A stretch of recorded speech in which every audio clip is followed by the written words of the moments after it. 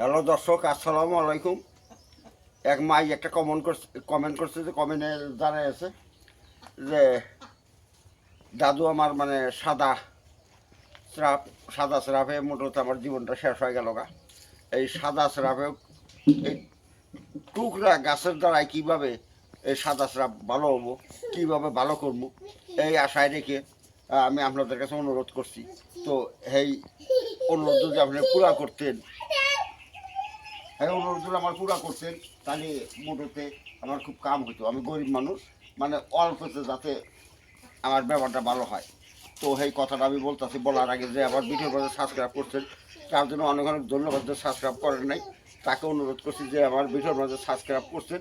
হ্যাঁ, তো দেখো যে ফেসবুকে আমার পেজটা ফলো করবেন, এদিক ওদিক শেয়ার করবেন।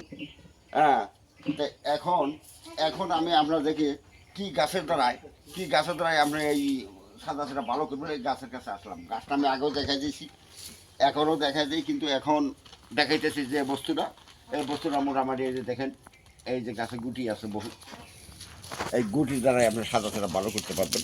এই যে গুটিগুলাই এই যে দেখেন বেন্ডির মতো দেখা যায়, কিন্তু এটা কোনো বেন্ডি না। আপনাদের জায়গায় এটার কী নাম কয় জানি না, আমাদের এই বাসায় এই জায়গায় কিন্তু এর নাম বনকা বাঁশ। আমি কিতাব করবে যে কিতাবের মধ্যে ওই বনকা বাঁশ বলে এর নাম পাইছি, কিন্তু দেখতে যায় ভেন্ডির আকার, কিন্তু না, এটা ভেন্ডি নাই, আর নাম হচ্ছে বনকা বাঁশ। বনকা বাঁশ কিন্তু এই যে দেখেন গুটিগুলো পাকছে, এই যে গুটিগুলো পাকছে না, কিন্তু গুটিগুলা কিন্তু এর মধ্যে কোনো তুলা নেই। এই যে গুটি পাইছে দেখেন, এই যে গুটিগুলো দেখা যাইতেছে, এই যে এত তুলা নাই। হ্যাঁ, কাবাসের মতো গুটিগুলা দেখা যায়, কিন্তু এই জন্য একই বনকা বাঁশ কয়। এইটা হচ্ছে বনকা বাঁশের বিচি। যদি এরকম কাঁচা গুটি নেন তাও নিবার নিয়ে পারেন। যদি কন যে না না কাঁচাটা না, আমি ওই শুকনাটা পাইছি, শুকনাটা নিয়ে রাখবো, শুকনাটা তো পারবেন। এই গুটিগুলো নিতে লাগবে, আর অন্য কিছু না। এই যে গুটিতে দেখা যাইতেছে, এই গুটিগুলো নেবেন। এই গুটিগুলো নিয়ে কী করবেন, এই গুটি দিয়া আপনার এই সাদা সেটা ভালো হবো। কীভাবে ভালো করবেন এই কথাটা এখন মানে ভালোভাবে শুনে নেন। এই যে গুটিগুলো আমি বাইর করছি, আমি যেভাবে বাইর করছি এইভাবে গুটিগুলো বাইর করে নেবেন। এই যে দেখেন গুটিগুলো বাইর করে নেবেন, সুন্দর দেখা যায়। এর সাথে আরও একটা বস্তু এই যে বাজার থেকে কিনেছি, মেলা মূল্যবান।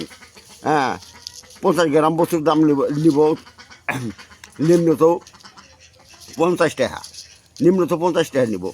হ্যাঁ, গ্রাম এই যে 50 গ্রাম বস্তু দাম নেব 50 টাকা। এই বস্তুটা আমাদের এই জায়গায় জন্মায় না, অন্য জায়গায় জন্মায়। এর নাম হচ্ছে কি জর্তিক ফুল। এই জর্তিক ফুল নেবেন, জর্তিক ফুল নিয়ে আর এই বন কাবাসের বিচি নেবেন। এই বন কাবাসের বিচি দুইটা একাস্তর করবেন, কইরা ভালোভাবে একটা রোগীর জন্য নিম্নত 50 গ্রাম জর্তিক ফুল নিতে হবে। নিম্নত 50 গ্রাম জর্তিক ফুল নেবেন, তার মাঝে এই বন কাবাসের বিচি নেবেন। বন কাবাসের বিচি না কী করবেন, এটা পাটাতে ভালোভাবে পিষবেন, এই যে একাস্তর করে, কাঁচা হোক বা পাকা হোক তার কোনো কথা নাই। এই বন কাবাসের বিচি আর জর্তিক ফুল একাস্তর করে বাটবেন। বাইটা কী করবেন, এই সুন্দর করে বটিকা বানাবেন। এই বটিকা বানাবেন, এই এতটুকু পরিমাণ বটিকা বানায় কী করবেন, এর সাথে এখনও কিন্তু শেষ নেই, এর সাথে আরও একটা বস্তু আছে। এই বস্তুটা তো সবাই চিনেন, এর নাম আছে কাঁচা হলুদ। এই দেখেন কাঁচা হলুদ, বুঝছেন? এই কাঁচা হলুদ কী করবেন, এই কাঁচা হলুদের রস দিয়ে ওই একটা করে গুলি প্রত্যেক সকাল বাসি পেটে আপনি খান। বিকালে শোয়ার টাইমে খান।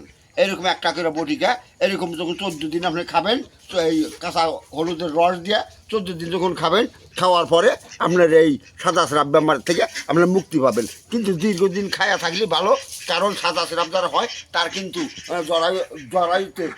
জরায়ুর মুখে গাও হয়, যার বিনিময় এই বস্তুটা দীর্ঘদিন খাইলে পারে গাটা শুকাইয়ে যাবো, আর ভবিষ্যতে আপনার ব্যাপারটা ঘুরে আসবো না। যা হোক, আজকের মতো এই পর্যন্তই। আসসালামু আলাইকুম। হিন্দু বাবাজি নমস্কার। অন্যান্য জাতি আছেন, আন্তরিক ধন্যবাদ।